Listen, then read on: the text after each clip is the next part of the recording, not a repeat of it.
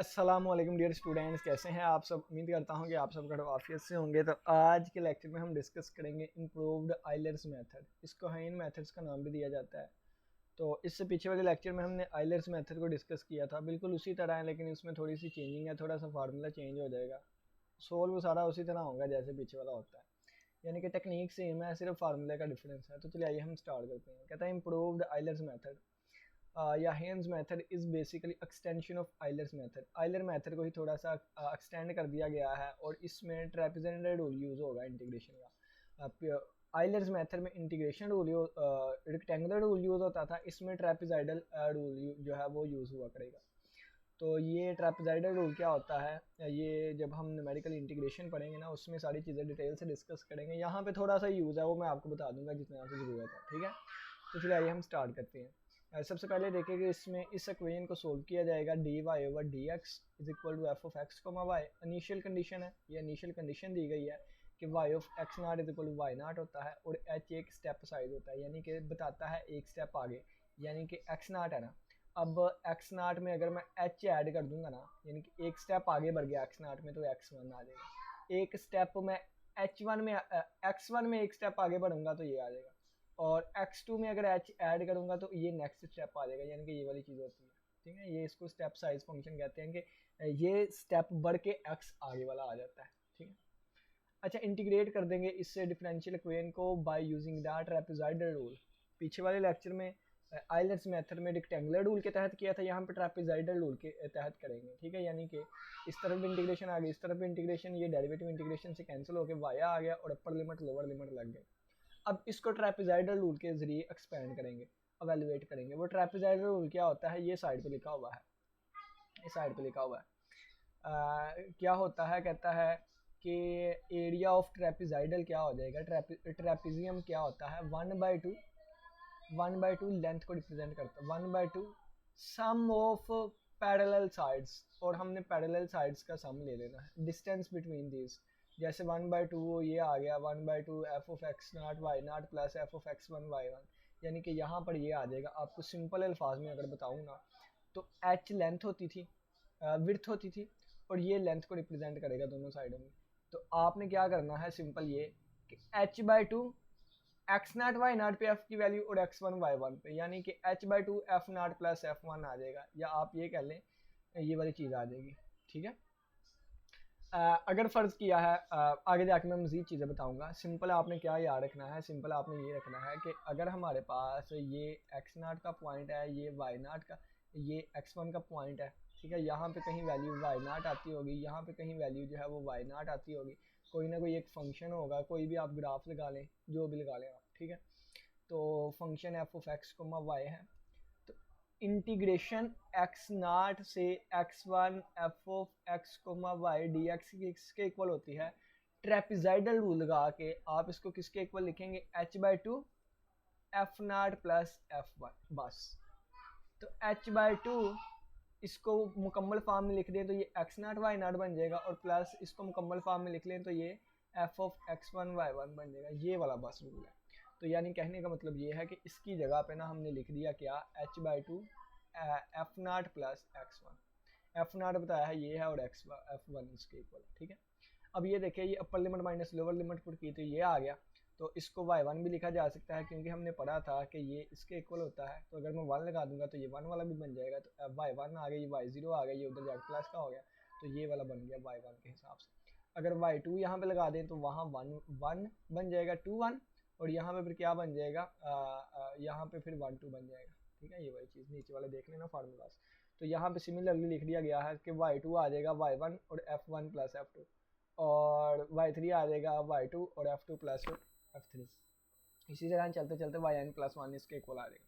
अब ये देखिए, मैं यहाँ पे आपको फार्मूला लिख के बताता हूँ, यानी कि ज़बानी भी तो हमने चीज़ें याद रखनी है ना, तो अब मैं ज़बानी आपको लिख के बताता हूँ ताकि मुझे भी पता चल सके कि हमें भी आता है कि नहीं।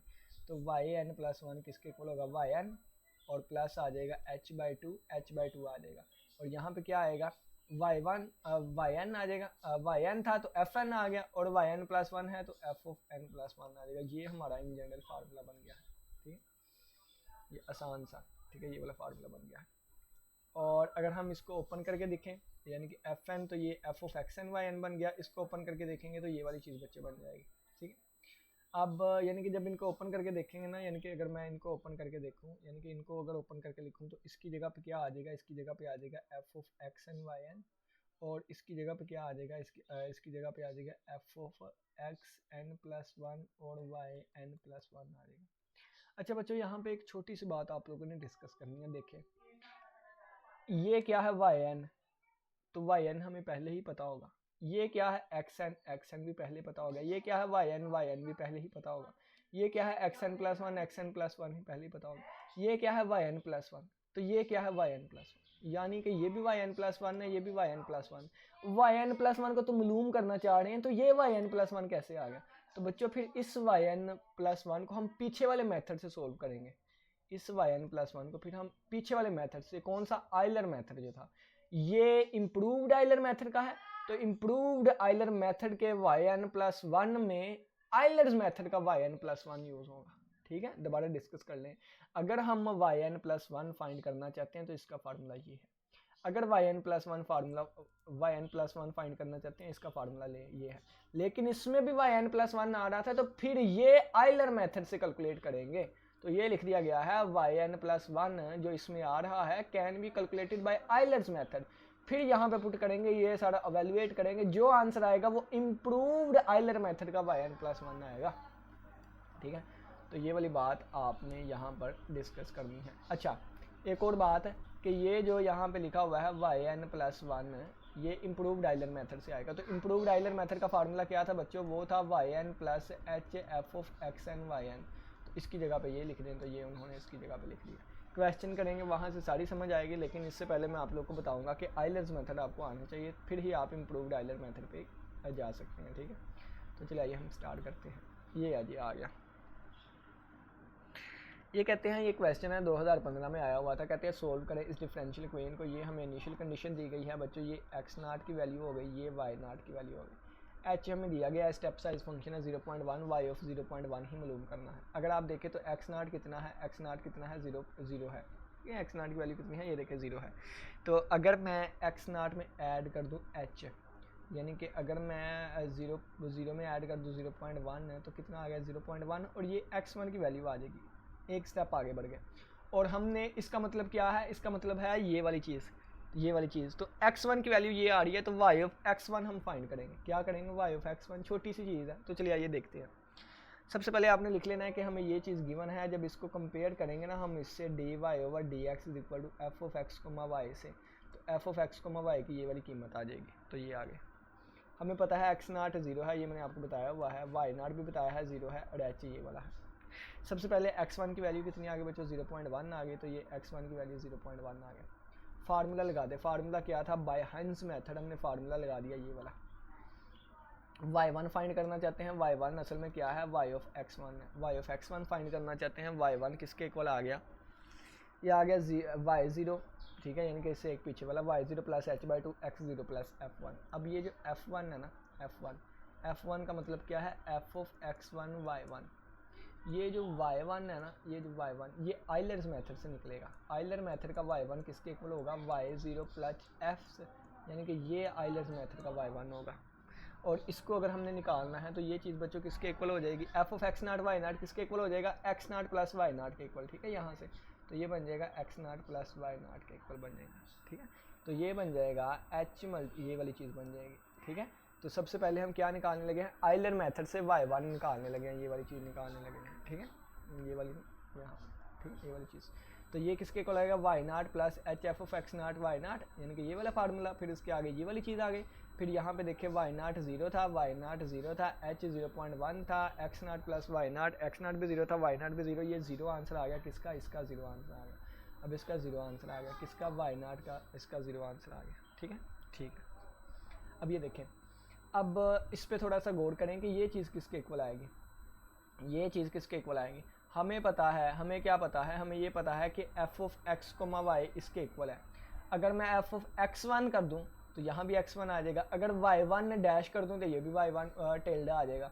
तो ये बन जाएगा x1 प्लस y1 टिल्डा, ये चीज़ बन जाएगी। x1 की वैल्यू पुट करें यहाँ पे, तो x1 की वैल्यू कितनी है बच्चों, यहाँ पे अगर मैं बात करूँ x1 की वैल्यू, तो x1 की वैल्यू x1 की 0.1 थी और प्लस y0 की वैल्यू ये अभी अभी निकाल के आए हैं y1 0 की 0, तो ये 0. इसका 0.1 आंसर आ गया किसका, इस f1 का 0.1 आंसर देख लिखा हुआ।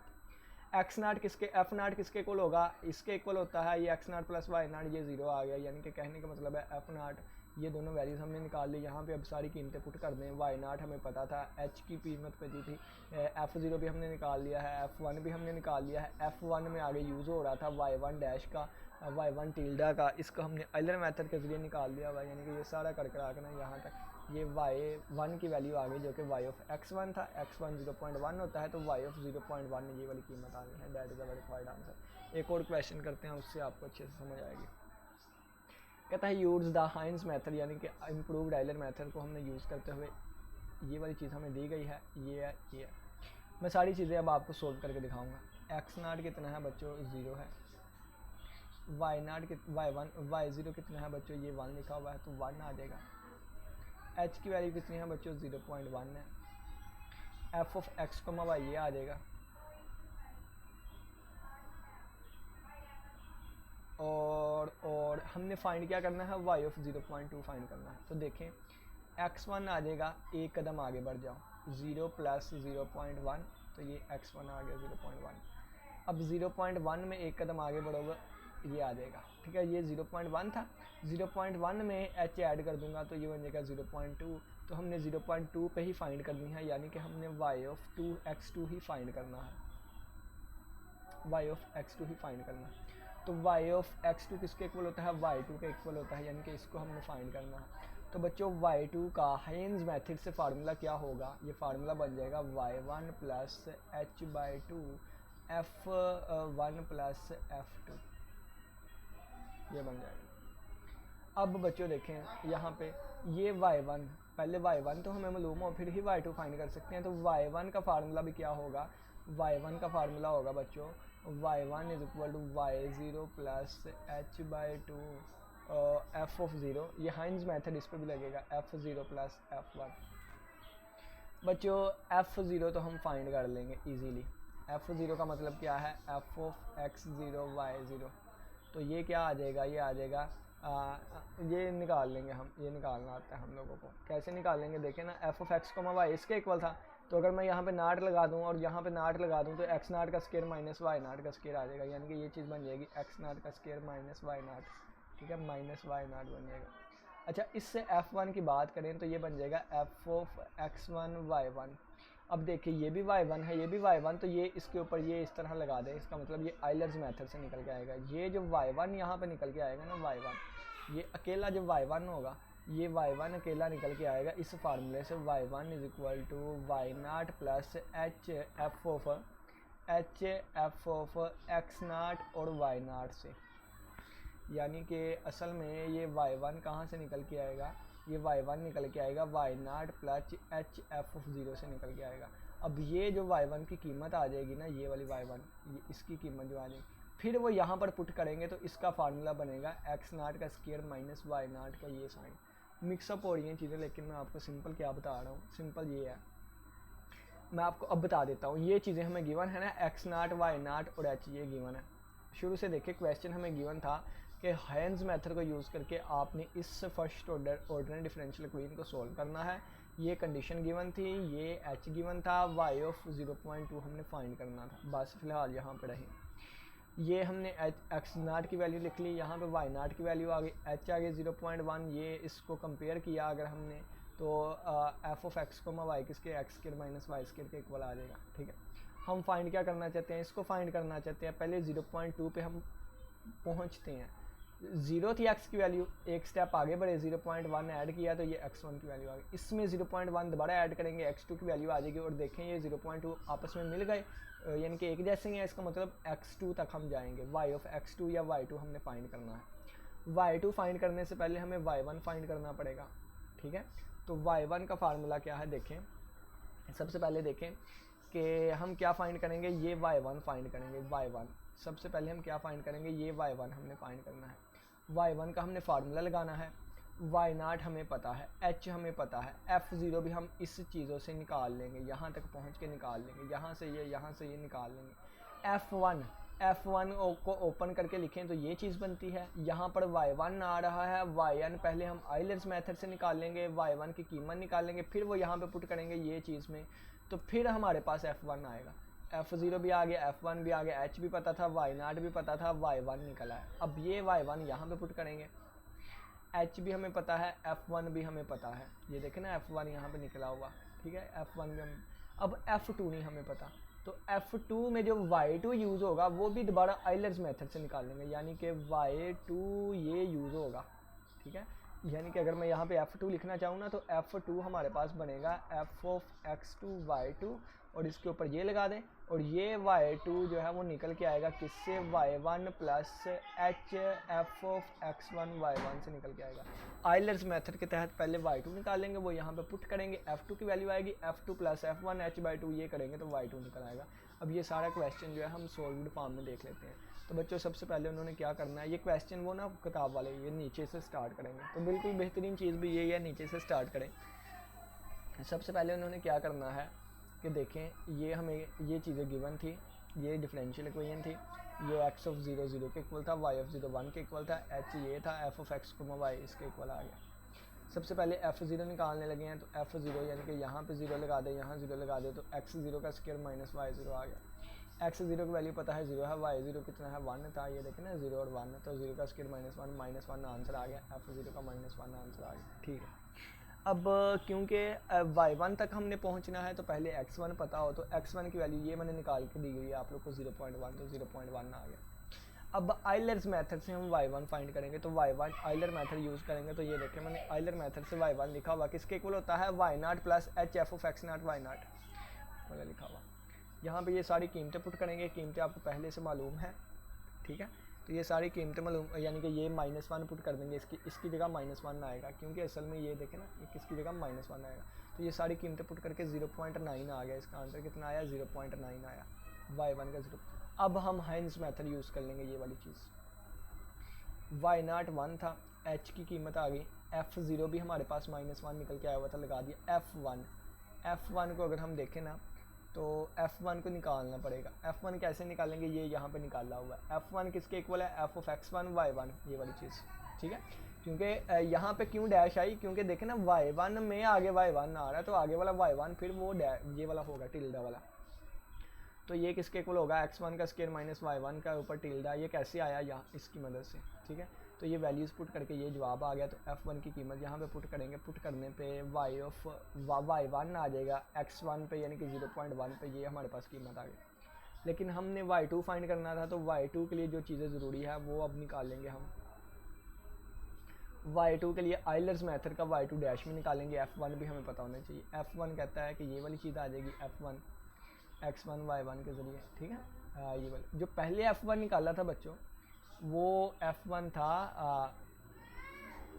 आइलर्स मेथड से, ये मेथड, ये जो चीज़ f1 निकल के आया ना, एक मिनट में आपको दिखाता हूँ, ये जो f1 निकल के आया, ये f1, इस f1 में देखें ये आइलर्स मेथड वाला ये यूज़ हो रहा है, ठीक है। अब जो f1 निकालेंगे ना,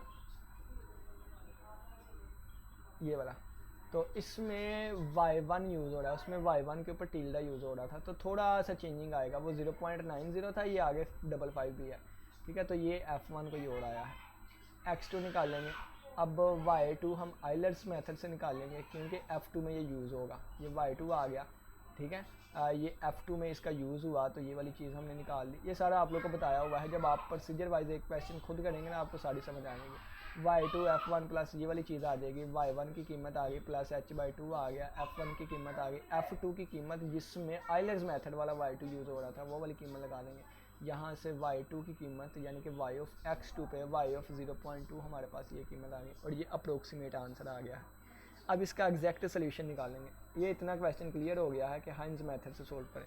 अब उन्होंने नेक्स्ट कहा था compare your answer with the exact value, तो एग्जैक्ट वैल्यू से इसको कंपेयर भी करेंगे। तो एग्जैक्ट वैल्यू से कंपेयर करने के लिए ये हमारी इक्वेशन थी, इसको एग्जैक्टली पहले सोल्व करेंगे, y इधर आके ऐड हो जाएगा, इंटीग्रेशन फैक्टर मालूम करेंगे, दोनों तरफ मल्टीप्लाई करेंगे, ये सोल्यूशन निकल आएगा। इनिशियल कंडीशन दी गई थी उसका यूज़ करेंगे, c की वैल्यू -1 निकल आएगी, यहाँ पे पुट कर देंगे तो ये सोल्यूशन आ जाएगा इस फॉर्म में, ये आ गया जी।